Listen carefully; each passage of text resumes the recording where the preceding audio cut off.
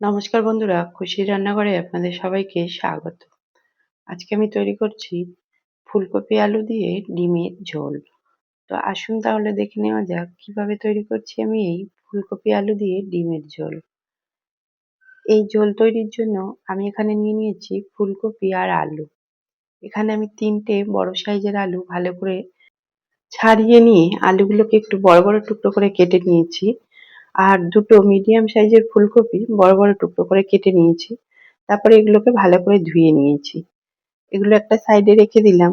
আর এর সাথে আমি নিয়ে নিয়েছি ৫টা ডিম আমি আগে থেকে ভালো করে সেদ্ধ করে নিয়ে ডিমগুলোকে ছাড়িয়ে নিয়েছি। এবার এই ডিমগুলোকে একটা ছুরি দিয়ে একটু কাট লাগিয়ে দিচ্ছি যাতে ডিমগুলো রান্নার সময় ডিমের মধ্যে ভালোভাবে তেল মশলা ঢুকে যায় তার জন্য। এরপর উনানে একটা কড়াই বসিয়ে দিয়েছি। কড়াইয়ে দিয়ে দিয়েছি বেশ কিছুটা পরিমাণ জল। জলের মধ্যে দিয়ে দিলাম ১/২ চামচ পরিমাণ লবণ। গ্যাসের ফ্লেমটাকে হাইটে করে দিয়ে এই জলের মধ্যে ফুলকপিগুলো দিয়ে দিলাম। দিয়ে ঢাকনা ছাড়া এই ফুলকপিগুলোকে ৩ থেকে ৪ মিনিট একটু সেদ্ধ করে নেব। ফুলকপির মধ্যে কড়াইয়ের ঢাকনা দিলে ফুলকপিগুলো অনেকটাই নরম হয়ে যাবে। সেই জন্য ঢাকনা ছাড়াই আমি এই ফুলকপিগুলোকে ৩ থেকে ৪ মিনিট একটু সেদ্ধ করে নিচ্ছি। দেখুন ৪ মিনিট মতো আমি ফুলকপিগুলো সেদ্ধ করেছি আর ফুলকপিগুলো একটু হালকা সেদ্ধ হয়ে গেছে।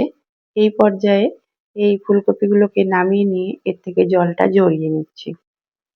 উনানে আবারও কড়াই বসিয়ে দিয়েছি আর কড়াইয়ে দিয়ে দিয়েছি সর্ষের তেল। তেলটাকে ভালো করে গরম করে নিয়ে তেলের মধ্যে দিয়ে দিলাম ১/২ চামচ পরিমাণ লবণ। লবণটা তেলের সাথে একটু মিশিয়ে নিচ্ছি। এরপর গ্যাসের ফ্লেমটাকে মিডিয়ামে করে দিয়ে এই তেলের মধ্যে দিয়ে দিচ্ছি সেদ্ধ করে নেওয়া ডিমগুলো। সমস্ত ডিমগুলো দিয়ে এর মধ্যে দিয়ে দিলাম সামান্য একটু হলুদ গুঁড়ো। হলুদ গুঁড়োটা দেওয়ার পর ডিমগুলোকে আমি ২ থেকে ৩ মিনিট একটু হালকা করে ভেজে নেব। দেখুন ডিমগুলো ভাজা হয়ে গেছে। এই পর্যায়ে ডিমগুলোকে তুলে নিচ্ছি। এরপর ওই তেলের মধ্যে টুকরো করে কেটে নেওয়া আলুগুলো দিয়ে দিচ্ছি। আর গ্যাসের ফ্লেমটাকে হাই হিটে করে দিয়ে এই আলুগুলো তেলের সাথে একটু নাড়াচাড়া করে দিচ্ছি।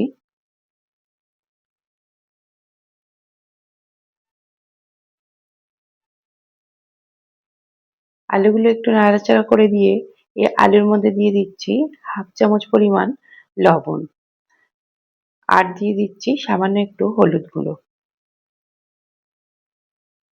লবণ আর হলুদ গুঁড়োটা দিয়ে আলুটাকে বেশ কয়েকবার নাড়াচাড়া করে একটু ভেজে নিচ্ছি।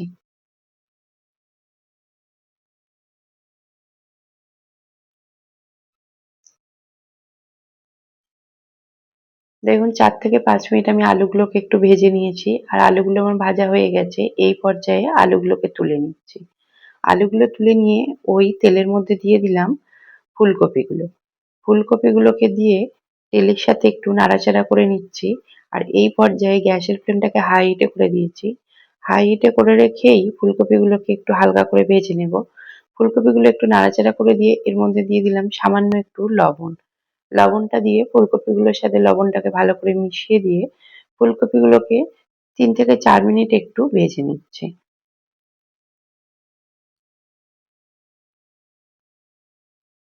দেখুন ফুলকপিগুলো ভাজা হয়ে গেছে। এই পর্যায়ে ফুলকপিগুলোকেও তুলে নিচ্ছি।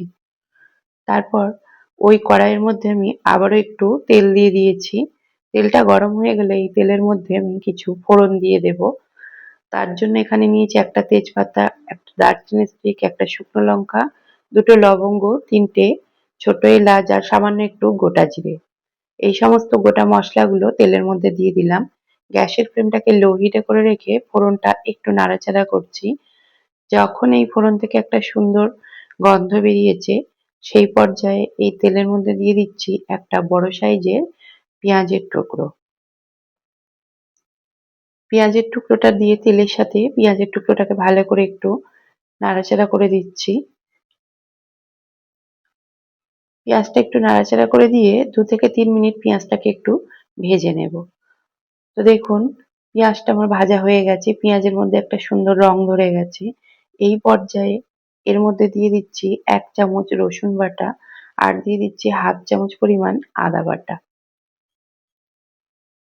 দিয়ে এই আদা রসুন বাটাটাকেও পেঁয়াজের সাথে একটু কষিয়ে নিচ্ছি।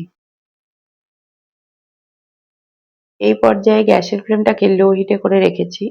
আদা রসুনটা একটু কষানো হয়ে গেলে এর মধ্যে দিয়ে দিচ্ছি একটা বড় সাইজের টমেটোর পেস্ট। টমেটোর পেস্টটা দিয়ে পেঁয়াজের সাথে ভালো করে একটু টমেটোটাকে কষিয়ে নেব। টমেটোটা একটু নাড়াচাড়া করে দিয়ে এর মধ্যে দিয়ে দিচ্ছি সামান্য একটু লবণ। আমি এখানে ২-৩ বার লবণ দিয়েছি, সেই জন্য এখানে ঝোলের পরিমাণ মতো লবণ দিয়ে দিলাম। দিয়ে ভালো করে টমেটোটাকে একটু কষিয়ে নিচ্ছি। টমেটোটা কষানো হয়ে গেলে এর মধ্যে আমি কিছু গুঁড়ো মশলা দিয়ে দিচ্ছি। দিয়ে দিচ্ছি ১ চামচ পরিমাণ হলুদ গুঁড়ো, ১ চামচ পরিমাণ ধনে গুঁড়ো, দিয়ে দিচ্ছি এখানে ১ চামচ পরিমাণ জিরের গুঁড়ো। আমি এখানে ছোট চামচে করে দিচ্ছি, সেই জন্য ২ বার দিলাম। আর দিয়ে দিচ্ছি ১ চামচ পরিমাণ লাল লঙ্কার গুঁড়ো। দিয়ে এই সমস্ত শুকনো মশলাগুলোকেও ভালো করে একটু মিশিয়ে নিচ্ছি।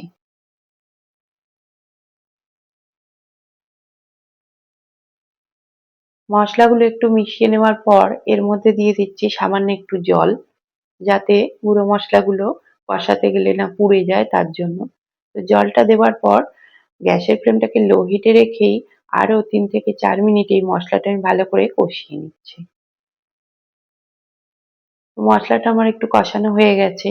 এই পর্যায়ে আমি এর মধ্যে আরো ১/২ কাপ পরিমাণ জল দিয়ে দিচ্ছি। জলটা দেওয়ার পর এই মশলাটা জলের সাথে একটু ভালো করে মিশিয়ে নিচ্ছি।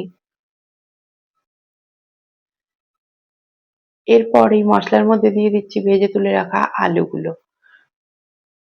সমস্ত আলুগুলো এই মশলার মধ্যে দিয়ে ভালো করে মশলার সাথে আলুগুলোকে একটু মিশিয়ে দিচ্ছি। এরপর গ্যাসের ফ্লেমটাকে মিডিয়ামে করে দিয়ে একটা ঢাকনা দিয়ে এই আলুগুলোকে আমি ৩ থেকে ৪ মিনিট একটু কষিয়ে নিচ্ছি।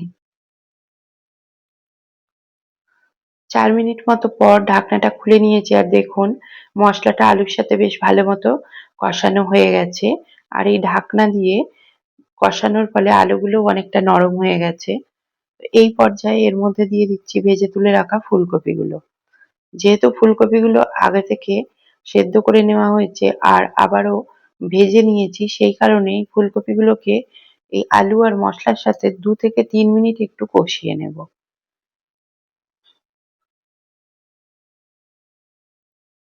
তো ৩ মিনিট মতো আমার কষানো হয়ে গেছে। এই পর্যায়ে এর মধ্যে দিয়ে দিচ্ছি গ্রেভির জন্য পরিমাণ মতো জল।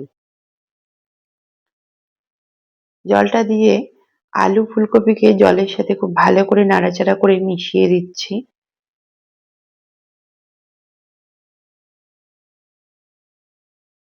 ফুলকপি আর আলুটা ভালো করে মিশিয়ে দিয়ে গ্যাসের ফ্লেমটা হাই হিটে করে দিয়েছি এই ঝোলটা একটু ফুটে যাওয়ার জন্য।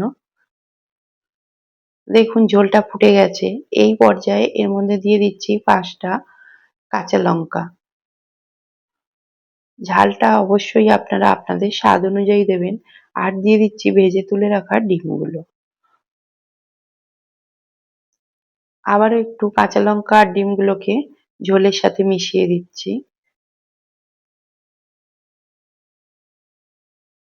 ভালো করে একটু মিশিয়ে দিয়ে কড়াইয়ের মধ্যে একটা ঢাকনা দিয়ে এটাকে আরো ৫ মিনিট মতো আমি রান্না হতে দিচ্ছি। ৫ মিনিট মতো পর দেখুন ঢাকনাটা খুলে নিয়েছি। ঝোলটা অনেকটাই টেনে গেছে। আর এই ঝোলটাকে আমি একটু পাতলা করেই করব। সেই জন্য এর থেকে আর ঝোলটা টানাবো না। তো একটু নাড়াচাড়া করে দিলাম। তারপর এর মধ্যে দিয়ে দিচ্ছি কিছুটা ধনেপাতার টুকরো।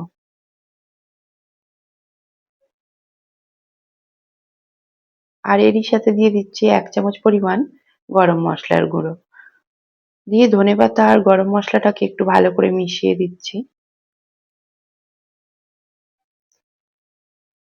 ধনেপাতা আর গরম মসলাটা মিশিয়ে দিয়ে গ্যাসের ফ্লেমটা বন্ধ করে দিয়ে একটা ঢাকনা দিয়ে এটা আমি ৫ মিনিট স্ট্যান্ডিং টাইমে রেখে দিয়েছিলাম।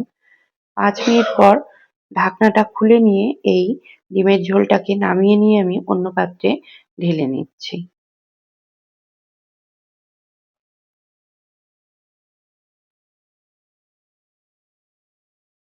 দেখুন সমস্ত ডিমের ঝোলটা আমি অন্য পাত্রে ঢেলে নিয়েছি। আর এই ডিমের ঝোলটা কিন্তু খেতে খুবই সুন্দর হয়। তো শীতকালে টাটকা ফুলকপি দিয়ে একবার এইভাবে ডিমের ঝোল বানিয়ে খেয়ে দেখবেন, খেতে কিন্তু অসাধারণ স্বাদের হয়। আর আজকে আমার এই ফুলকপি আলু দিয়ে ডিমের ঝোলের রেসিপি আপনাদের কেমন লাগলো অবশ্যই মতামত জানাবেন। যদি ভালো লেগে থাকে তাহলে একটা লাইক দেবেন। আর যদি আমার চ্যানেলের নতুন বন্ধু হয়ে থাকেন তাহলে আমার এই চ্যানেলটি সাবস্ক্রাইব করে দেওয়ার অনুরোধ রাখলাম। ধন্যবাদ।